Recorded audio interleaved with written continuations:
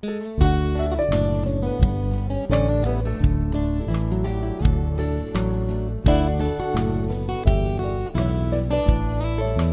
este programa es de bendición para usted, dele clic, comente y comparta.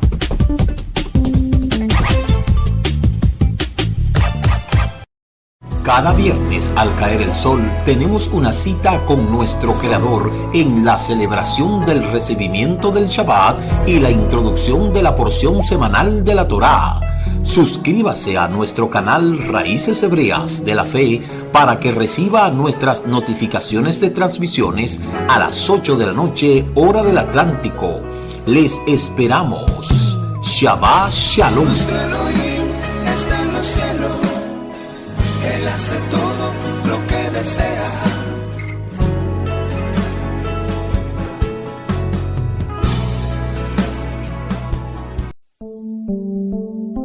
Shabbat Shalom, Shabbat Shalom. Tengan todos un feliz Shabbat Shalom, Shabbat Shalom. Regocíjate en Adonai. Shabbat Shalom, Shabbat Shalom.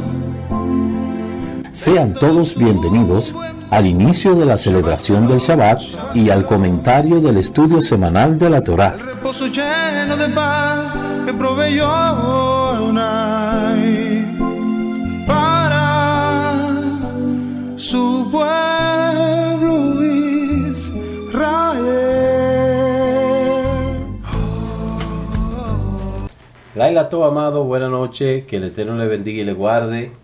Le damos la más cordial bienvenida a este programa de los viernes, la introducción de la porción semanal de la Torá o el resumen general de la parashá de la porción semanal. Este es el primer programa del año 2026. Hemos iniciado un año con lluvia y eso es lo que le pedimos al Eterno cada día, que en su final haya vida, saciedad y paz como en los años buenos para bendición, porque tú eres un Elohim bueno que perdona y que perdona abundantemente.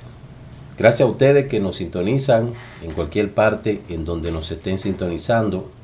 Vamos a pasar en este momento a lo que es el resumen general de esta parashá número 12, Vayehi. Es la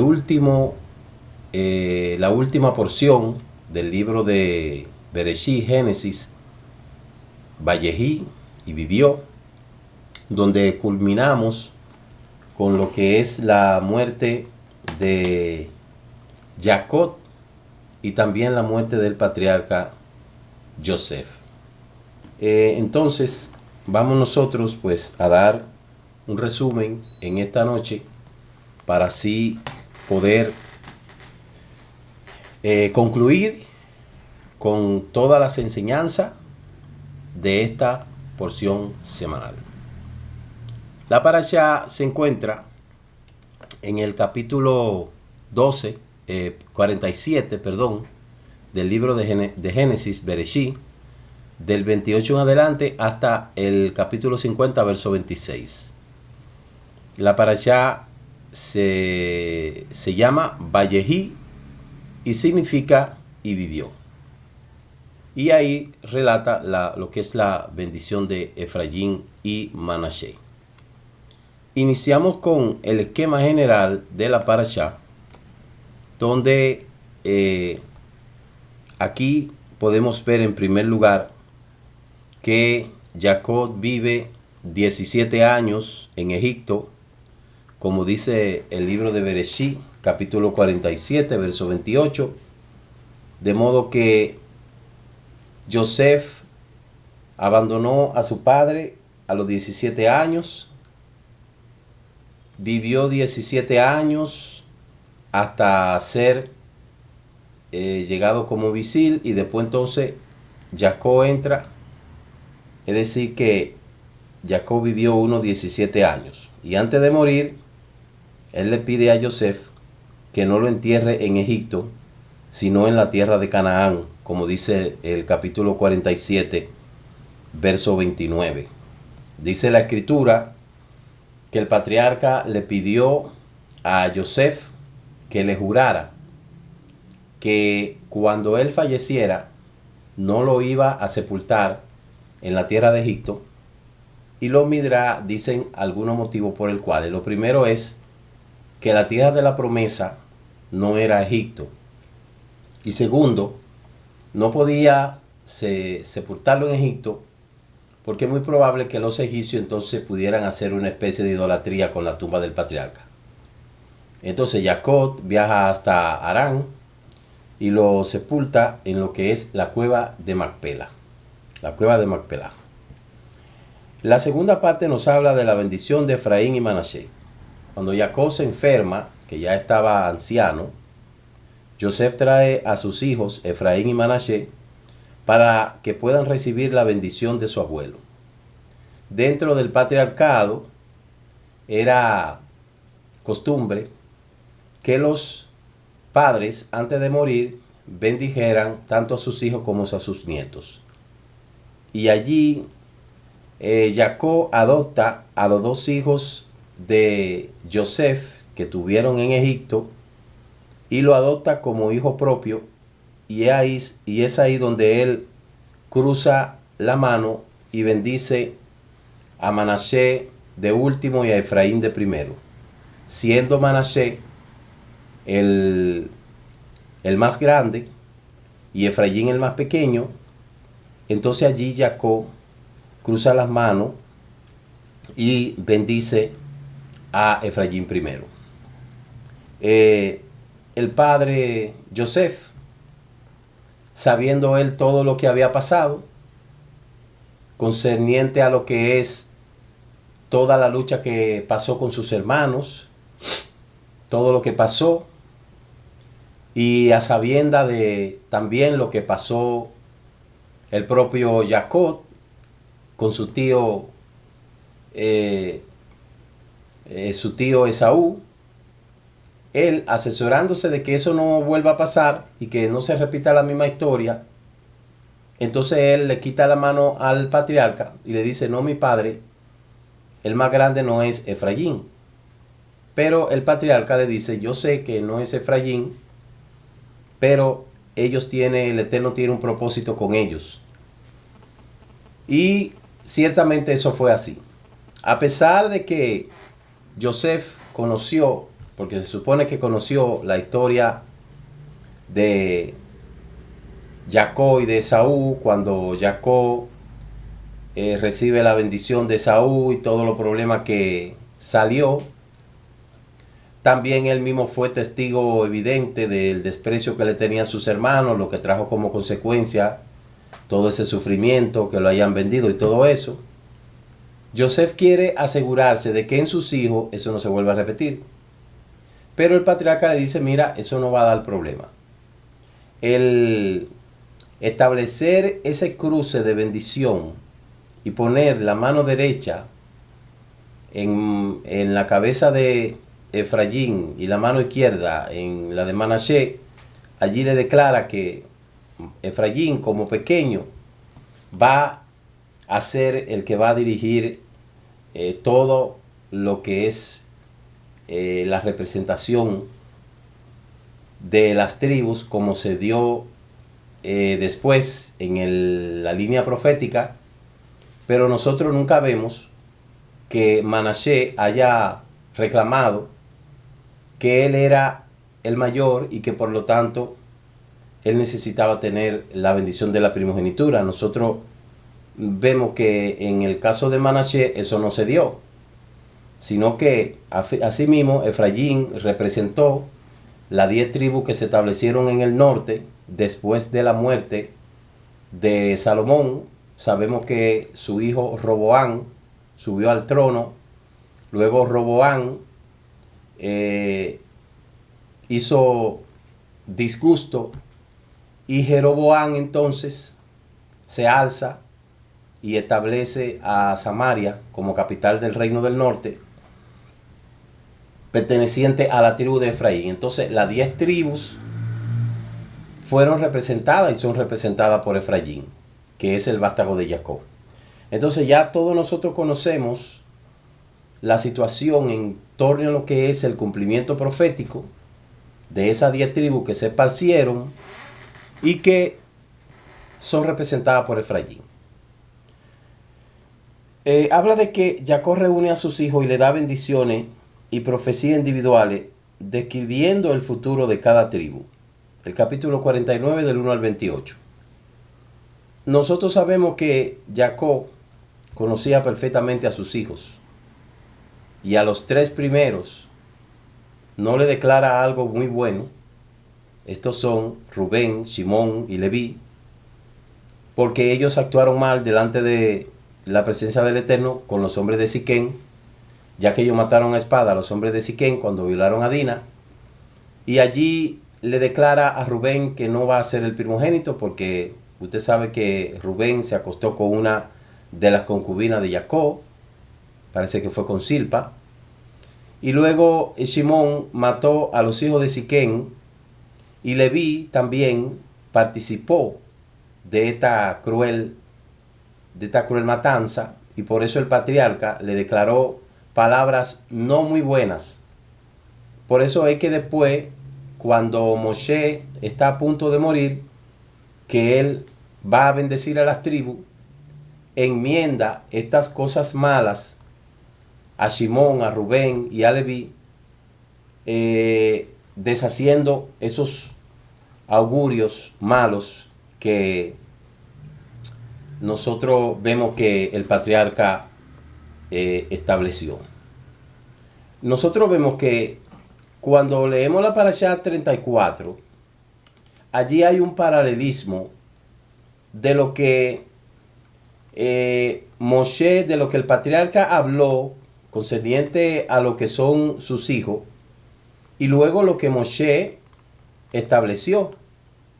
Recuerdo que yo le dije a los muchachos que hicieran un paralelismo, y allí en ese paralelismo varios muchachos pues pudieron hacer pudieron hacer un ensayo de la restauración de Jacob, de las palabras de Jacob y la palabra de Moshe. Por ejemplo, voy a utilizar este esquema que hizo uno de los muchachos, parece que fue, creo que fue Juanita o su hermanito, pero en el capítulo 49, allí Jacob le dice a Rubén que su pecado no iba a recibir la doble herencia de la primogenitura. Y en el libro de Devarim, capítulo 33, en la Parashá Besó a Berajá, Moshe entonces le dice a Rubén que la tribu de Rubén viva y no muera, y que su cantidad no disminuya. Además, Moshe ora por la supervivencia. Entonces vemos que a Rubén, aunque el patriarca le dijo que no iba a dar primogenitura, entonces Moshe le dice que se reproduzcan y que no mueran. A Simón, el patriarca le dice, lo reprende por su crueldad, y Jacob predice que se separarán de Leví en era Israel. En cambio, Moshe excluye a Simón de la bendición por haber sido tribu que adoraba a Baal Peor y pecó con las moabitas, y entonces allí no le da una bendición tan grande, pero por lo menos la tribu no desaparece. En cuanto a Leví, Jacob amonesta a Leví y le dice que no esté mi ira con ustedes. Sin embargo, Moshe bendice a Leví por su fidelidad, y allí entonces la tribu de Leví pasa a ser lo que van a dirigir la guía espiritual del pueblo de Israel. Entonces nosotros vemos en ese paralelismo que yo tengo muy acabado, donde a cada una de las tribus, Moshe, en otra palabra, revoca ciertas cosas negativas del patriarca Jacob y entonces la reivindica y le da la bendición. Ese paralelismo ustedes lo pueden buscar, por eso mandé a los muchachos a hacerlo. Y realmente ahí ustedes pueden ver el capítulo 49 del libro de Bereshit y el capítulo 33 del libro de Devarim. Ahí pueden establecer ese paralelismo. Entonces allí Jacob muere. Jacob ordena ser enterrado en la cueva de Macpela junto a sus padres. Y José y sus hermanos cumplen con esto y lo entierran en Canaán con un gran cortejo, donde dice la escritura que aún los egipcios lloraron mucho por la partida de Jacob. Viene la reconciliación final entre José y sus hermanos. Tras la muerte de Jacob, los hermanos dicen: ahora que mi padre murió, nuestro hermano se va a vengar de nosotros. Y él le garantiza de que no va a pasar nada, de que no se va a vengar, porque esto no es conveniente. Y le hace entender que él recibió su teshuvá, que fue sanado todo ese mal y todas esas cosas malas, entonces son olvidadas. Las malas experiencias de sus hermanos, la mala cosas que hicieron con él, todo eso el patriarca, pues José lo deja a un lado. Dice: no tengan miedo. En el último año viene la muerte de Joseph. Joseph vive en Egipto y ve a sus hijos y nietos antes de morir a los 110 años. Antes de morir le hace jurar a sus hijos que cuando el Eterno se acuerde de ellos, tienen que llevar a sus huesos de ahí. Y ellos le hacen este juramento y luego allí se cumple esa palabra. En la referencia destacada de este esquema se destaca la bendición cruzada de Efraín y Manasés, las bendiciones de los hijos y el perdón de Joseph a sus hermanos. Lo que nos dice cada aliyá, el capítulo 1, la aliyá número 1 del capítulo 47, verso 28 al 49, la enseñanza que nos dice esta aliyá es la importancia de planificar y prepararse para el futuro, tanto material como espiritualmente. Jacob pide ser enterrado en Canaán, enfatizando su conexión eterna con la tierra prometida y su confianza en la promesa del Eterno. El patriarca sabía que Egipto no era la tierra de la promesa, y tampoco él quería que lo sepultaran ahí. Y como yo siempre digo, el patriarca no quería vivir en Egipto, ni siquiera muerto, porque Egipto no es la tierra de la promesa. La segunda aliyá del capítulo 48 nos enseña el valor de la bendición y la aproximación a las nuevas generaciones, donde Jacob bendice a Efraín y Manasés, incluso dando prioridad al menor. Y de aquí aprendemos que las bendiciones no dependen solo de la tradición del primogénito, sino también del potencial del propósito divino de cada individuo. Digamos que a veces el Eterno tiene que saltar ciertas cosas para poder cumplir su propósito, porque ¿por qué no cogió a Manasés antes que Efraín, si era lo correcto la bendición? El Eterno conoce los corazones y el Eterno sabe por qué hace cada cosa.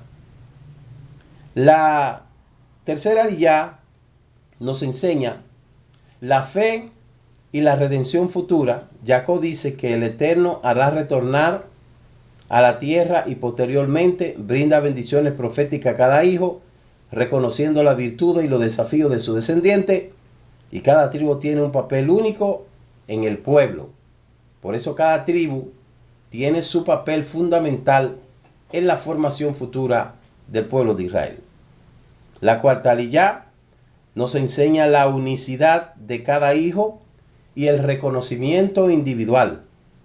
Jacob sigue detallando las bendiciones y desafíos de sus hijos, mostrando que cada persona tiene cualidades únicas que pueden contribuir al bien colectivo. Los 5 dedos de la mano no son iguales, los 5 dedos de la mano, y cada uno cumple una función específica. Así son los hijos. De modo que al final, el patriarca, aunque mostró diferencia con su hijo, aprendió que cada hijo, aprendió el error de hacer la diferencia entre Joseph y sus hermanos. Al final la vida le enseñó que cada hijo tiene sus habilidades, su destreza, sus facultades, su llamado, y por ende cada uno de ellos debe de ser reconocido según su elemento y según sus habilidades y sus atributos. Y eso tiene que ser así. Todos no somos iguales, todos no pensamos iguales, todos no tenemos los mismos dones, todos no tenemos, de hecho todos no tenemos el mismo tamaño. Eso es tan claro que aún los hijos descendiendo de un mismo hombre, de una misma mujer o de una misma madre o de un mismo gen, ninguno nace con la huella dactilar igual. Aún naciendo en el propio vientre, no somos iguales. Cada hijo cada hijo que nace es una creación, óigame bien, única. Ninguno, aunque se parezcan en lo físico, tengan cierta apariencia de las actitudes, el comportamiento, pero no son iguales. Porque cada uno tiene su propio perfil. El Ariyá número 5 nos enseña acerca de lo que es el poder del perdón. Tras la muerte de Jacob, José tranquiliza a sus hermanos y les reafirma su perdón, mostrando la grandeza de superar el resentimiento y confiar en el plan divino. Hay personas que dicen, yo perdono pero no olvido. Si Joseph hubiese sido otro tipo de persona, se venga de sus hermanos. Pero él dijo, ya, todo fue con un propósito. Por eso hay que reconocer que cuando el Eterno permite y hace algo, Él lo hace bien, con un bien mayor. Y de allí Él le demostró que no tenía nada que temer porque Él no iba a tomar venganza. En la Ariyá número 6 habla de la responsabilidad de cuidar a las futuras generaciones y la continuidad. Joseph cuida no solamente a sus hermanos vivos, sino también de sus hijos y sus descendientes, asegurando el bienestar físico y espiritual. Mire, cuando en la familia hay individualismo, hay egoísmo, narcisismo y todas esas cosas, se pone en juego las siguientes generaciones. Cuando en una familia los padres, los componentes solamente se enfocan en ellos, ¿cuán peligroso es esto? Porque eso tiende a poner en riesgo las generaciones futuras.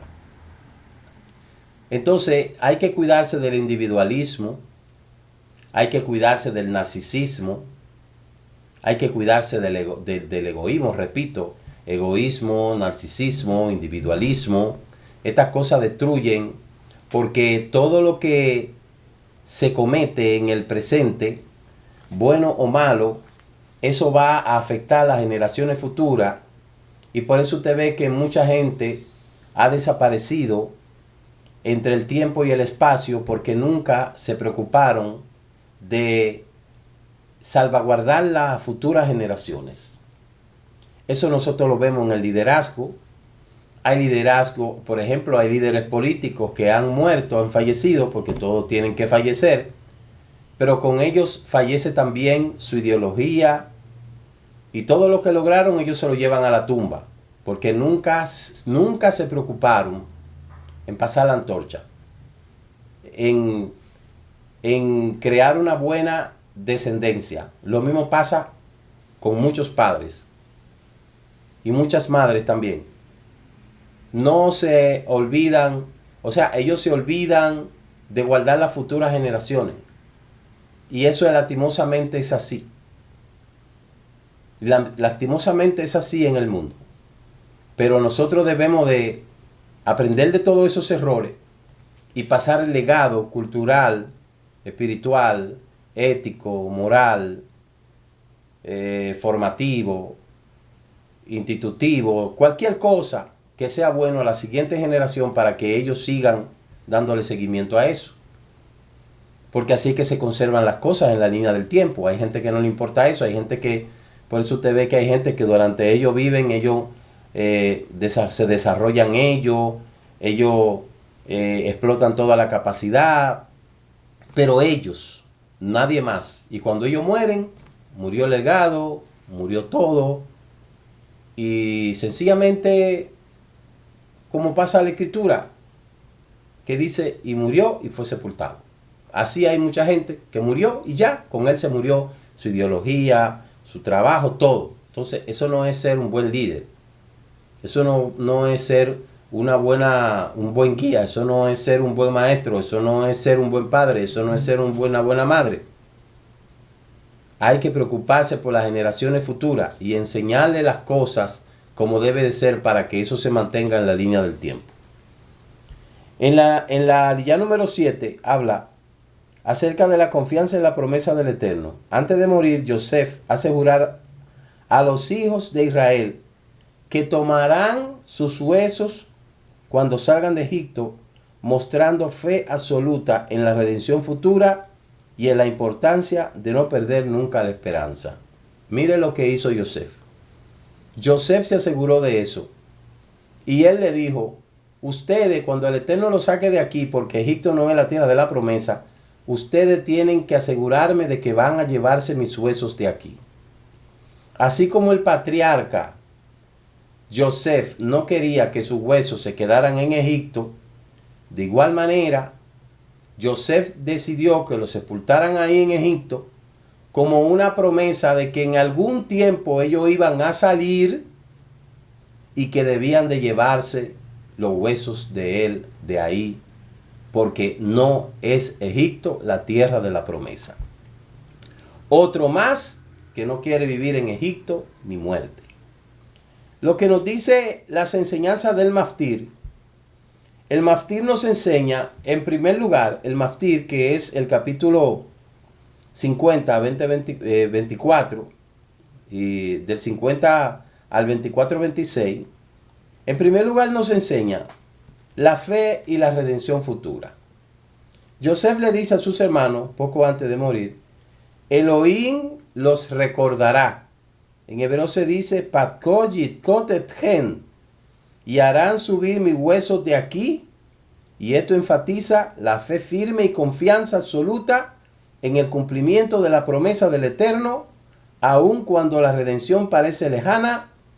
Todo israelí debe mantener viva la esperanza, incluso en el exilio o bajo dificultades.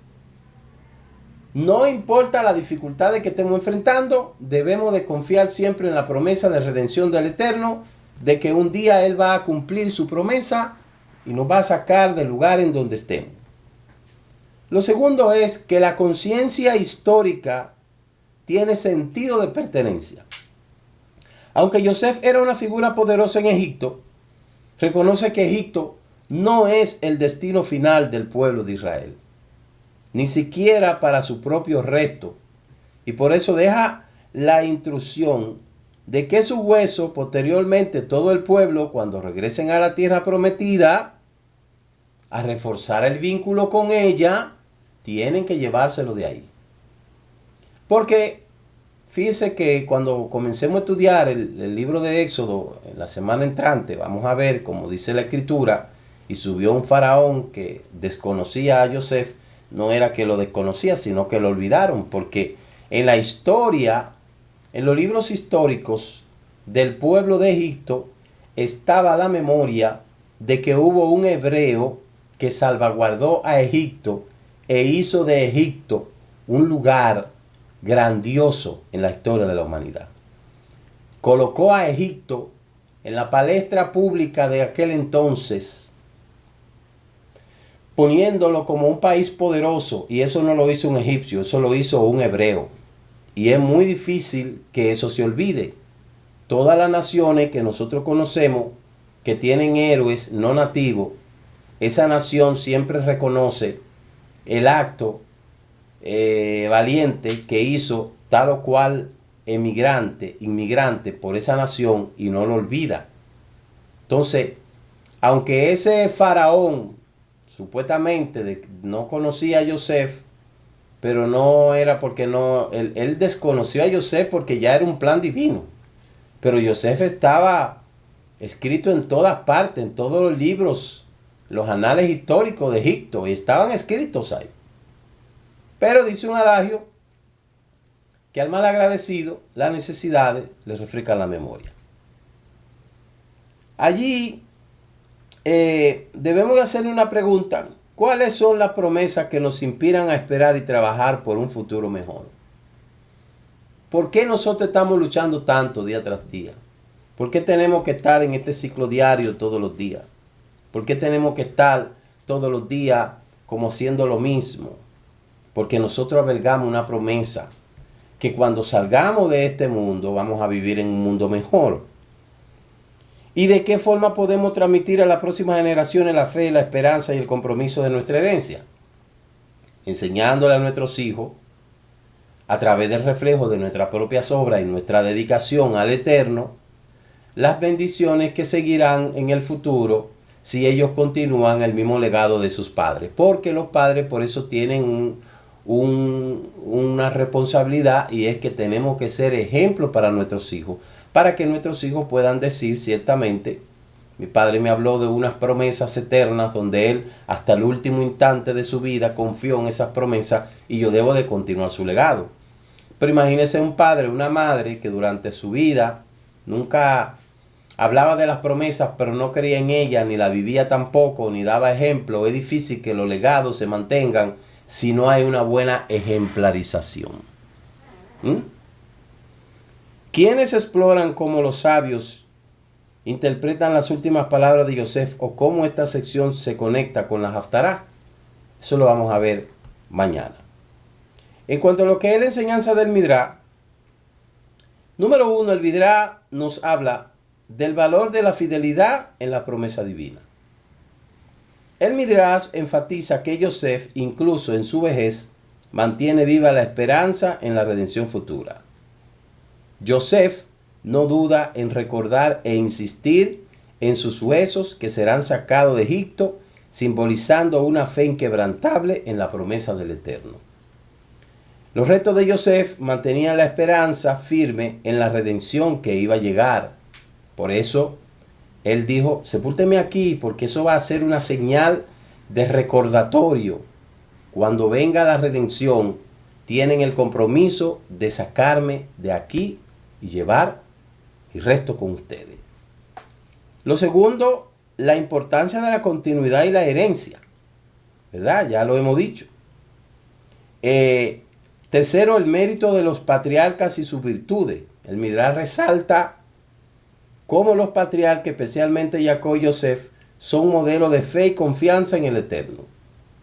La historia de Joseph en particular muestra que la fe debe de mantenerse incluso en las circunstancias más difíciles, como en Egipto o lejos de la tierra prometida. A veces nosotros vemos tan distante todas estas promesas que a veces puede llegar la duda y decir: ¿será cierto que eso será así? Que no nos quede la menor duda. Y número 4, la redención futura es un acto colectivo y divino. El Midrash explica que Joseph no solo pensaba en su propio hueso, sino en toda la nación de Israel. La quijada de Joseph simboliza cómo la esperanza de redención es una responsabilidad colectiva de cada generación y debe de mantenerse viva. Por eso nosotros creemos que cuando Moshe saca los restos de Joseph, no tan solamente sacó los restos de Joseph, sino que también sacó los 11 hermanos de Joseph y se los llevaron todos. Eso es lo que argumenta y es lo más lógico. Porque los restos de los 12 patriarcas, eso significaría una representación total del pueblo, y esos huesos representaban la promesa del Eterno. En resumen, el Midrash refuerza que la fe en la redención, la transmisión de los valores, la esperanza debe de mantenerse de generación en generación. Y la historia de Joseph actúa como ejemplo de fe inquebrantable en el pacto divino, enseñándonos que la verdadera continuidad espiritual requiere compromiso y esperanza activa. Recuerde, la esperanza divina, la fe en la esperanza divina requiere compromiso y esperanza activa. Y eso tiene que saberlo cada persona que ostenta recibir las bendiciones. ¿Qué nos dice el Zohar? El Zohar nos dice que la fe y la redención y la transmisión de luz espiritual que resplandecía a través de Yosef al dejar su hueso en Egipto simboliza la idea de que las almas de todos los descendientes que están conectados en un nivel de luz espiritual que permanece incluso en el exilio, la instrucción de Yosef de que sus huesos serán llevados a la tierra prometida es un acto de fe en la redención que se materializa a través de la mishvá de recoger los huesos en la época de la redención futura, como dice el libro de Ezequiel capítulo 37, donde habla del valle de los huesos secos. La esperanza futura en la redención se encuentra en la fe y las palabras de Yosef, que simboliza la chispa de esperanza instalada en las almas. La transmisión de los huesos es la transmisión de esa chispa que nunca se apaga. Por eso, Yosef creía que venía una redención final y él sabía que sus huesos se iban a organizar, como dice Ezequiel capítulo 37. De modo que esta enseñanza simboliza que cada alma hay una chispa divina que anhela la redención. Todas las personas que se mueren anhelan resucitar, vivir en una vida mejor, pero a la gente se le olvida que para poder vivir, que el vivir en un lugar mejor comienza en la tierra. Comienza con nuestra fe, con nuestra dedicación, con nuestro empeño. Es aquí en la tierra que comienza esa promesa. La gente cree que esa promesa va a comenzar después que se muere. No, es aquí. Cuando nosotros podemos llevar nuestras almas por el buen camino, es aquí mientras estemos vivos. Porque si una persona camina en la tierra como un despistado, como una persona que no le da importancia a las cosas espirituales, dudamos mucho de que después vayan a ser recompensados, porque entonces sería una lucha desigual, porque al final, si cada cual puede vivir como quiera, no se abstiene de cometer ni de guardar mandamientos ni nada, sino que vive una vida así, y al final, cuando muere, será llevado al seno de Abraham, o estará sentado a la diestra del Padre, como muchos creen, o estará en el paraíso.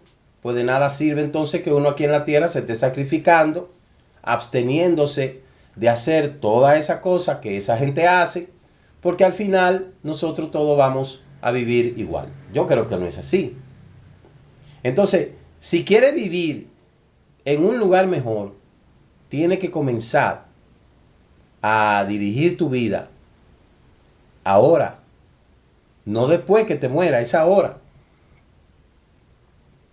Por eso, albergar la promesa eterna implica compromiso, dedicación, renuncia, persistencia, tener fe.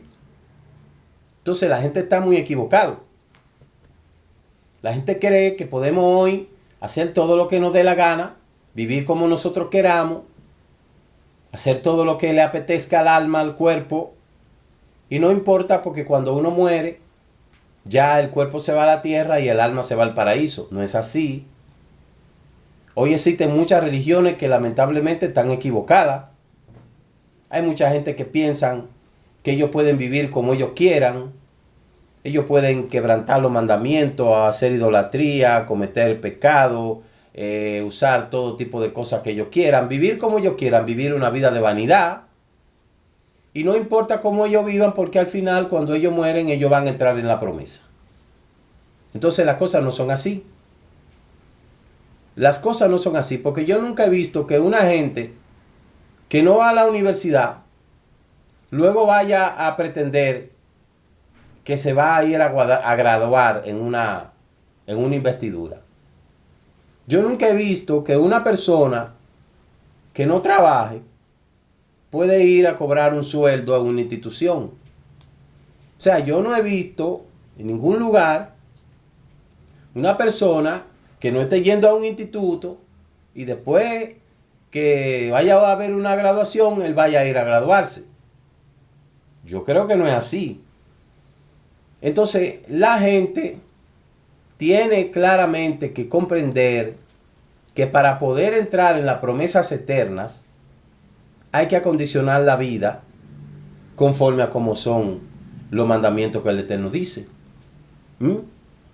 Y yo creo que de guardar mandamientos, ya la gente sabe lo que son los mandamientos.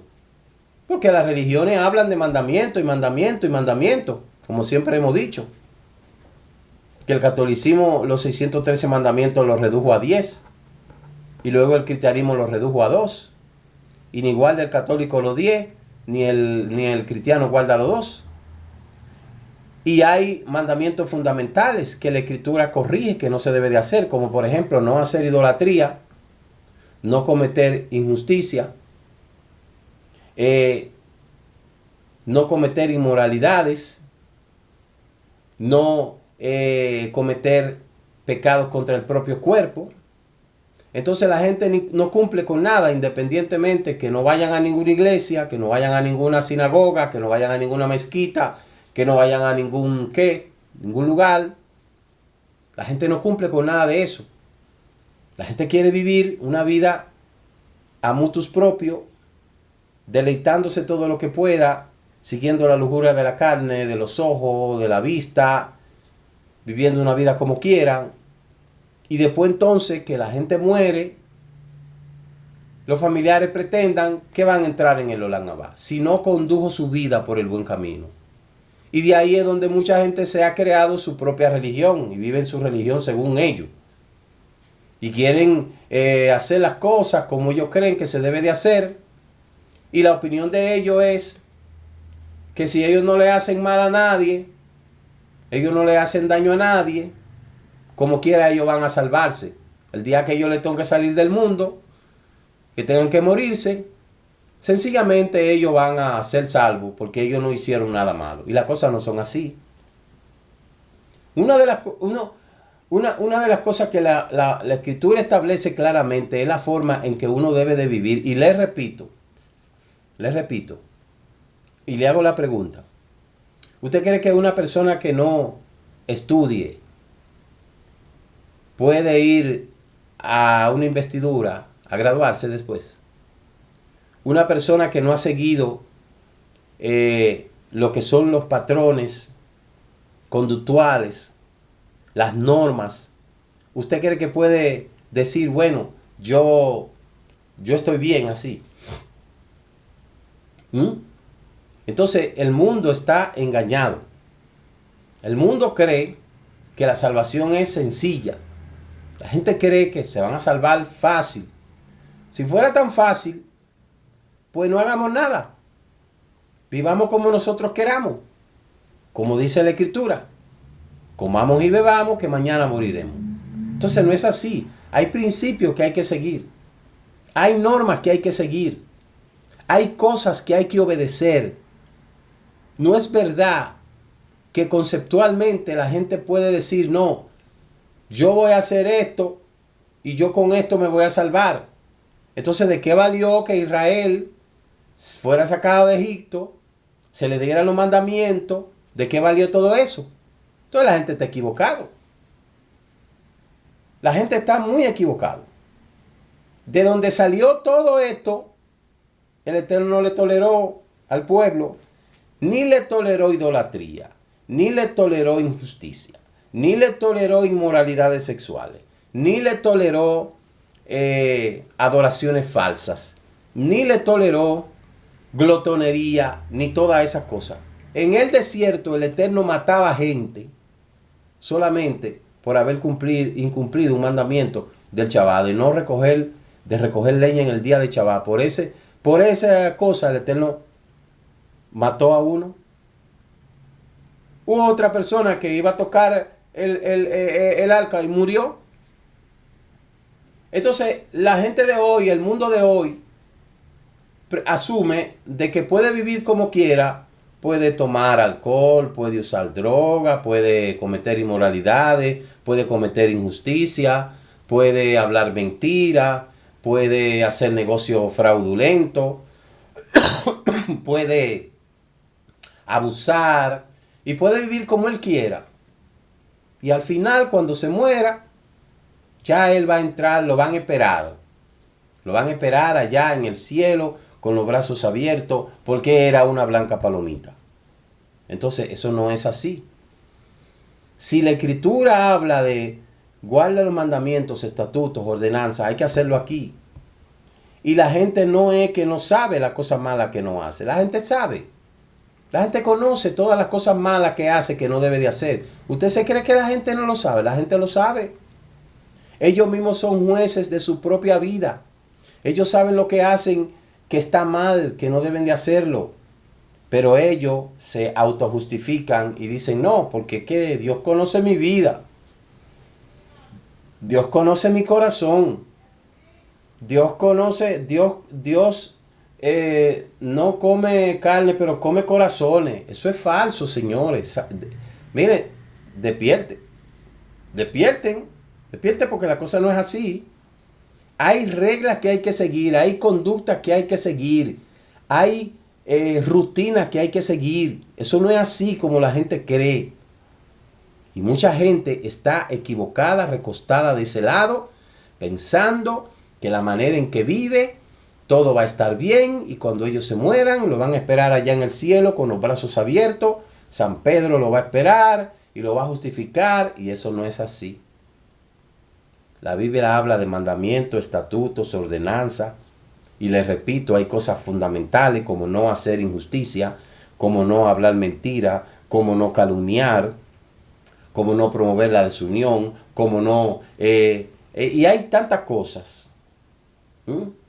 La gente sabe lo que es fornicar, la gente sabe lo que es adulterar, la gente sabe lo que es cometer idolatría, la gente sabe lo que es usar vicio, droga y toda esa cosa, la gente sabe lo que es alcohólico, la gente lo sabe lo que es vivir una vida de agasajo, que bailando, que fumando, que viviendo una vida así, la gente lo sabe. Pero hay una religión que le dice, no, usted puede vivir como usted quiera y al final usted es salvo, no se preocupe, que lo que importa es lo de adentro, lo que llevamos adentro. Ah, ¿y el cuerpo para cuándo? ¿Y el cuerpo para cuándo? ¿Y el cuerpo para cuándo? Cuando dice la Escritura que nosotros somos templos del Elohim viviente. Entonces, hay que tener claramente que cada alma tiene la chispa divina del Eterno. Y si queremos heredar el Olam Abba, tenemos que comenzar a prepararnos desde ahora, no después que la muerte llegue. No después que la muerte llegue, porque después que la muerte llegue, o 5 minutos antes de morirse, o qué sé yo, viviendo toda una vida como le dio su gana. Entonces, hay reglas, hay estatutos, reglas, ordenanzas. Hay cosas que hay que abstenerse. Hay abstinencia. Y hay procedimientos que hay que hacer. Y hay rutinas que hay que desarrollar. Y hay que vivir una vida de consagración, señores. Porque en este mundo hay dos tipos, hay dos caminos. No dice el mismo Mashiach, entren por la puerta estrecha, porque ancha es la puerta que lleva a la perdición y muchos son los que entran por ella. El mismo del libro de Proverbios dice, hay caminos que al hombre le parecen derechos, pero su fin es camino de muerte. La Escritura dice claramente en muchísimas partes, porque los adúlteros, los fornicarios, los hechiceros, los idólatras no entrarán en el Olam Abba. Si confesares con tu boca que Jesús es el Mashiach y creyeres en tu corazón que Elohim le levantó entre los muertos, serás salvo, porque con la boca se confiesa para salvación, pero con el corazón se cree. Entonces, ¿cómo es que la gente se quiere salvar? La gente tiene su propio Dios, su propia religión, su propio cielo y su propia forma de vivir. Pero lo que dice la Escritura dentro del contexto que el Eterno le dio a Israel no es eso. De donde salió el catolicismo, de donde salió el cristianismo, de donde salieron todas esas religiones dependientes que utilizan la Biblia como fundamento, como espina fundamental. Ellos saben lo que tienen que hacer. Si el Eterno no le toleró a la generación antidiluviana lo que se está cometiendo hoy, ¿usted cree que eso no lo va a tolerar a nosotros? donde el Eterno no escatimó a quien sea para corregirlo. Ah, no, es que estamos en la gracia. ¿En la gracia? Ah, entonces la gracia es un salvoconducto para que nosotros actuemos como nosotros nos dé la gana. Entonces las cosas no son así, señores. Les repito. Hay reglas que seguir, hay mandamientos que seguir, hay estatutos que seguir, hay normas que seguir, hay disciplina que hay que hacerla, hay corregimientos que tenemos que hacer diario, hay rutinas que tenemos que desarrollar a diario y tenemos que vivir día tras día sobre esa base del cumplimiento a esos mandamientos si es que queremos tentar la vida eterna. Porque el libro de Revelaciones, capítulo 20 lo dice muy claro, verso 11, vi a los muertos que estaban de pie y los libros fueron abiertos y otro libro fue abierto, el cual fue el libro de la vida, y fueron juzgados los muertos por las cosas que estaban escritas en los libros según sus obras. Y el mar entregó a los muertos que había en él y fueron juzgados cada uno según sus obras. Y el que no se halló inscrito en el libro de la vida fue lanzado en el exterminio. Entonces, aunque la gente quiera vivir a grosso modo como quiera, hay normas que hay que seguir y la gente lo sabe muy bien. La gente sabe la manera en que tiene que vivir, pero es más fácil hacerse el chivo loco, como digo yo.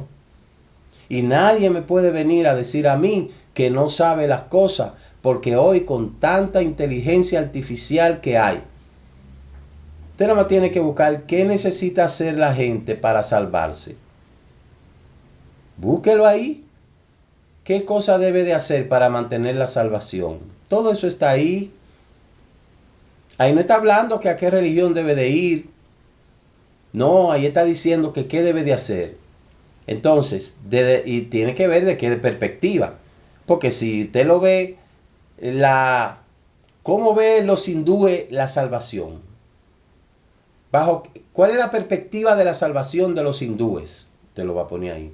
¿Cuál es la perspectiva sobre la salvación de los católicos? Y ponga así, perspectiva sobre la salvación de cualquier grupo religioso que usted considere. Y luego que usted haga esa pregunta, usted va a delimitar esos grupos y va a ver cuáles de esos grupos, de esos planteamientos, es lo que se ha universalizado y qué relación tiene con el Dios de Israel.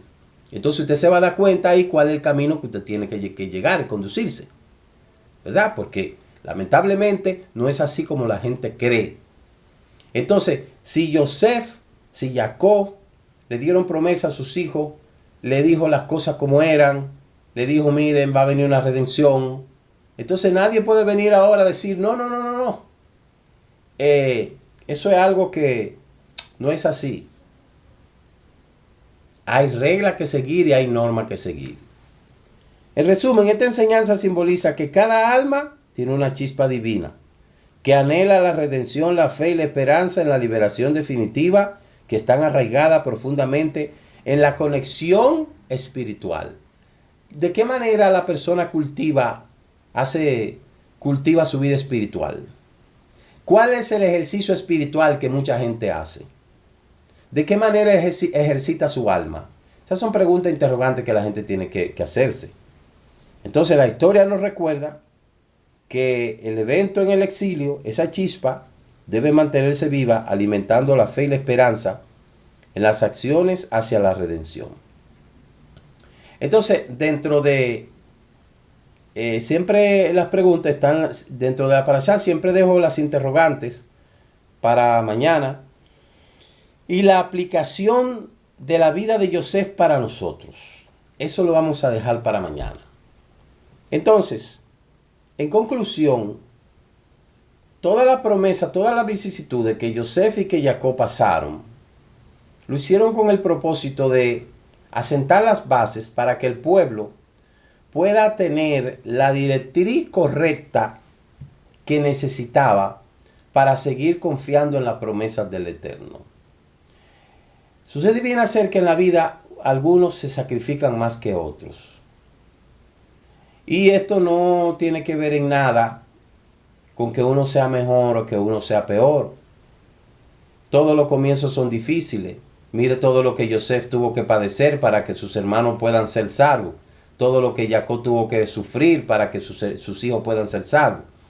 Así de igual manera, a muchos de nosotros nos ha tocado duro el poder iniciar todas estas cosas.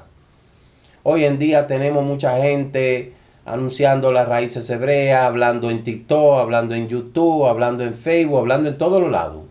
Pero hace 15 años atrás no había nadie. Éramos pocos los que estábamos. Y el resultado de esas cosas es que hoy en día hay una libertad donde todo el mundo puede hablar sin que lo estén coartando ni que lo estén negando. Ya todo el mundo puede abrir su canal. Y yo me asombro cuando yo veo tanta gente, tantos sapientes, ¿verdad? Hablando, filosofando tanto, ¿verdad? Eso es bueno, eso es importante. Eso quiere decir que el trabajo se ha hecho. Pero hay que tener mucho cuidado con esta nueva ola de sapientes que vienen entonces a querer cambiar las cosas por las cuales se ha sufrido tanto. Y es ahí donde es la responsabilidad suya como seguidor, como buscador, de que usted esté escuchando a la persona correcta y que usted conozca la historicidad de esa persona, su trayectoria, su origen, de dónde viene. Porque ahora es muy bonito tener un canal hermoso con muchos seguidores. Fíjese, yo tenemos como 18 años en esto. Y mi canal no ha llegado ni siquiera a 100,000 suscriptores.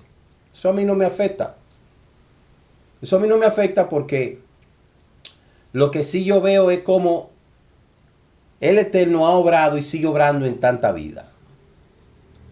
Pero lo que sí observo es cómo mucha gente que se ha incorporado a última instancia quiere venir a cambiar todas esas cosas por lo cuales ya sufrimos en el pasado. Entonces, es de responsabilidad de la nueva generación en seguir esas directrices que son lo que nos han ayudado a mantenernos en la línea del tiempo. Porque yo he visto mucha gente venir rápido y así mismo con esa rapidez desaparecerse. Aquí no se trata de quién corre más, sino de quién persiste más y de quién persevera. No se trata de quién corre más rápido, ni quién tiene más suscriptores, ni quién tiene más seguidores. No se trata de eso. Se trata de quien resiste más, de quien persevera más y de quien está enfocado en las cosas que ciertamente el Eterno ha dado. Entonces, como los tiempos van a venir más difíciles, las situaciones se van a tornar más difíciles, es importante de que cada cibernauta pueda enfocarse bien en las enseñanzas que son saludables para su alma y que verdaderamente la estén llevando al buen destino.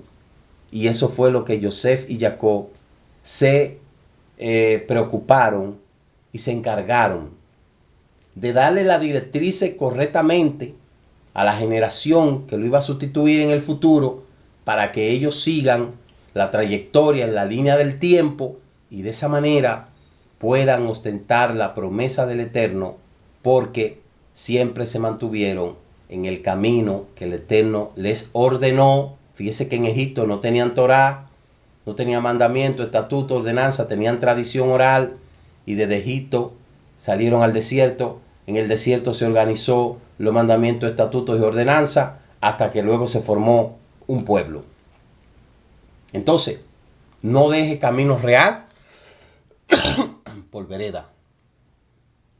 No se vaya a dejar ilusionar de los ilusionistas, de las luces, de las palabras bonitas, y enfóquese en el camino que ciertamente el Eterno desea que nosotros conozcamos. Amén. Así que mañana continuaremos con el desarrollo de esta porción semanal y Que el Eterno le bendiga y le guarde a todos. Shalom, shalom. Shabbat Shalom, Shabbat Shalom. Tengan todos un feliz. Muchas gracias por habernos acompañado en este inicio de la celebración del Shabbat y el comentario del estudio semanal de la Torá. Les esperamos mañana a las 10 a.m. en el servicio virtual de las naciones. Recuerde suscribirse a este canal Raíces Hebreas de la Fe y comparta con otros esta bendición. Shabbat Shalom. Dicen nuestros sabios, es más lo que ha hecho el Shabbat por Israel que lo que Israel ha hecho por el Shabbat. El Shabbat nos ha preservado como pueblo. Es un día que dedicamos a Adonai y aprendemos de su Torah.